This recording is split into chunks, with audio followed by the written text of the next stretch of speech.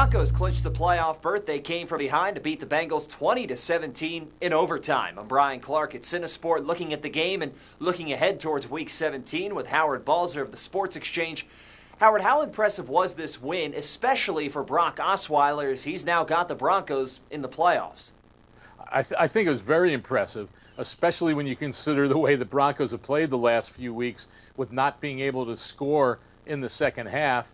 And not only not being able to score, but hardly being able to move the football and not being very productive. So I think this was huge. Obviously, it's at home, so that's a big advantage for them. But, to come up big the way he did, bringing them, from behind. Then they had a little letdown with the missed field goal at the end of regulation. And then he takes them right down the field for what turns out to be the game-winning field goal there in overtime. So I think that's really big for him. Certainly next week is huge as well. If they can win that division and at least get one home game, if they have to go on the road in the playoffs, that could be tough. But he did what he did, and I think that was a big, learning spot for him tonight. Next week also huge for the New York Jets. After they beat the Patriots and the Steelers lost to the Ravens, Jets back in control of their own destiny. All they need to do is beat the Bills, and they're in. But the question is, are they set to do that?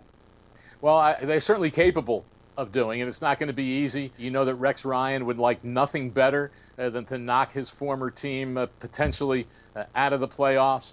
And, the Bills are one of those inconsistent teams that you never know what you're going to get out of them, but you're going to get an excellent effort from them in this game. And so big for the Jets, obviously. I don't think any of us expected in August, if we would predict this season, that the Jets would even be in this position now. But if they don't make it, it'll be a huge disappointment for them. Everyone talks about Ryan Fitzpatrick, but Brandon Marshall has just been unbelievable. That's going to be a big task for Buffalo to slow down that Jets offense and the big plays that they're capable of making.